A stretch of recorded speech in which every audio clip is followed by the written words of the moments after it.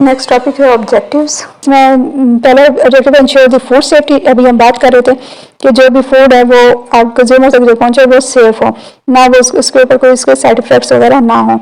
अगर हमने कोई एडिशनल फोर्टिफिकेशन की हुई है तो वो भी ख़राब ना करें, और अगर वो वैसे नेचुरल प्रोडक्ट भी है तो वो इतनी हेल्दी और फ्रेश हो कि वो जो है ना कंज्यूमर खाने वाले पे इफेक्ट ना करे। तो इसमें हम माइक्रोऑर्गेनिजम्स को स्टडी कर रहे होते हैं, टॉक्सिन्स को स्टडी कर रहे होते हैं, और जो भी कंटेमिनेंट्स होते हैं। ये तीन चीज़ें जो हमारे लिए बहुत इंपॉर्टेंट होती हैं कि ये चीज़ें जो है फूड के अंदर ना हो, और अगर हों तो ये इतने कम लेवल पे हों कि वो इफेक्ट ना कर सकें। इसमें ज़्यादातर जो हम प्रोसेसेस यूज़ कर रहे होते हैं माइक्रो ऑर्गेनिजम्स वगैरह को कंट्रोल करने के लिए, कंटामिनेशन वगैरह के लिए पास्चराइजेशन, स्टेरिलाइजेशन वगैरह यूज़ की जाती है ताकि हार्मफुल बैक्टीरिया वगैरह जो है उनको ख़त्म करके एक्सटेंड की जा सके शेल्फ लाइफ। इसके बाद हम बात कर लेते हैं एक्सटेंडिंग शेल्फ लाइफ की। ये भी एक मेन ऑब्जेक्टिव है कि शेल्फ लाइफ जो है फूड की वो हमने बढ़ानी है।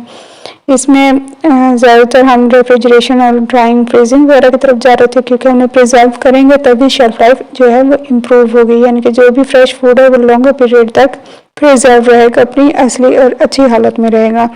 तो उसके लिए हम यही डिफरेंट प्रोसेसेस रिपीट करेंगे। रेफ्रिजरेशन वाले ड्राइंग होगी, फ्रीजिंग होगी, समटाइम्स हम बॉइलिंग वगैरह भी करके रख देते होते हैं। अब हम बात करते हैं डेवलपिंग न्यू फूड प्रोडक्ट्स की। इसमें फूड टेक्नोलॉजिस्ट जो है इनोवेटिव मटेरियल्स और टेक्निक्स लेके आ रहे होते हैं। इसमें रेडी टू ईट मील्स होते हैं, प्लांट बेस्ड अल्टरनेटिव्स होते हैं, और फंक्शनल फूड्स वगैरह जो हैं वो बनाई जा रही होती हैं। इसके अलावा जो है कंज्यूमर की जो चॉइसेस होती है, प्रेफरेंसेस होती हैं, और जो कंज्यूमर की लाइफस्टाइल होती है उसके अकॉर्डिंग भी न्यू प्रोडक्ट्स बनाई जाती हैं कि उनकी क्या डिमांड्स हैं। इसके बाद हमारे पास आ जाता है improving food processing and food packaging, यानी कि हमने जो भी फूड की प्रोसेसिंग और पैकेजिंग करनी है उसको भी डे बाय डे हमने इम्प्रूव करना है, ना कि हमने उसी पुरानी कंडीशन में रखना है। जिस तरह हम पहले टाइम पे ग्लास यूज़ करते थे, अब ग्लास के बाद फिर हम प्लास्टिक पे आए हैं, अब हम टेट्रा पैक वगैरह यूज़ कर रहे हैं, क्योंकि प्लास्टिक वगैरह की सबसे ज़्यादा मसला होता है कि हम उसको वेस्ट नहीं कर सकते, तो वो हमारे जो है पोल्यूशन काज कर रहा है। तो उसकी वजह से हम पेपर की तरफ मूव कर रहे हैं जो ईज़िली डिकम्पोज हो जाता है।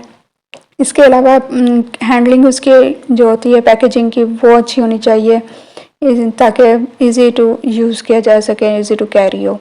और प्रोसेसिंग की बात की जाए तो सही बात है, इजी टू इजी मेथड्स होना चाहिए प्रोसेसिंग के। आजकल ऑटोमेटेड मशीन्स आ गई हैं तो उसके थ्रू इजी हो गया काम करना प्रोसेसिंग का।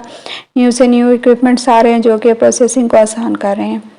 इसके बाद हम बात करते हैं प्रोमोटिंग फूड सिक्योरिटी की, कि फूड सिक्योरिटी को प्रमोट करना चाहिए। वो किस तरह हो सकती है? Bye improving the preservation, storage and distribution systems, यानी कि हम प्रिजर्वेशन के मेथड को, स्टोरेज के और डिस्ट्रीब्यूशन जो सिस्टम है उसको इम्प्रूव करेंगे तो फूड सिक्योर ज़्यादा अच्छी तरीके से रह सकता है, ताकि जो उसकी न्यूट्रिशियस फूड की वैल्यूज़ हैं वो भी सेफ रहें, और जो उसकी टेक्सचर और कलर अपीयरेंस वगैरह वो भी सही रहे, यानी कि सफिशेंट भी हो, सेफ भी हो, और अवेलेबल हो टू दी पॉपुलेशन।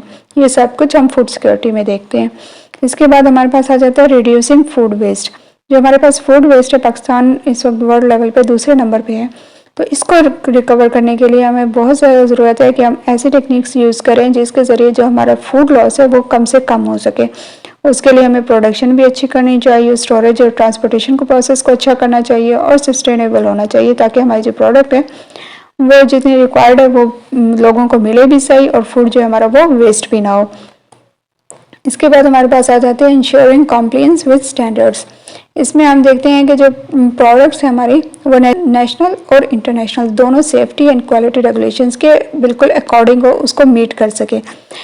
इसमें ये हो कि हमारा जो फूड है वो कंज्यूमर और इंडस्ट्री दोनों के लिए जो सेफ हो और इजीली जो है वो डिस्पैच हो सके और कंज्यूमर तक सेफली पहुंच सके। इससे इंडस्ट्री को भी नुकसान ना हो और कंज्यूमर भी सेफ रहे। इसके बाद हम बात कर लेते हैं सपोर्टिंग सस्टेनेबल प्रैक्टिसेस की। इसमें एक्सरसाइज करते हैं कि जो भी आप प्रैक्टिसेस कर रही हैं वो एनवायरनमेंटली फ्रेंडली हों, कि एनवायरनमेंट को कोई साइड इफ़ेक्ट्स ना आए। इसके अलावा जो सोर्सेज हैं वो सस्टेनेबल होने चाहिए, और जो कोई भी और फूड प्रोडक्ट्स वगैरह जो है उनकी वेस्टेज भी कम से कम हो। ये था आज का टॉपिक। इसके बारे में आपने कोई क्वेश्चन करना है तो आप कमेंट में कर सकते हैं। किसी थीसिस असाइनमेंट वगैरह के बारे में हेल्प चाहिए हो, करवाना हो, तो उसके लिए भी आप कमेंट बॉक्स में कमेंट करके हमसे हेल्प ले सकते हैं। थैंक्स।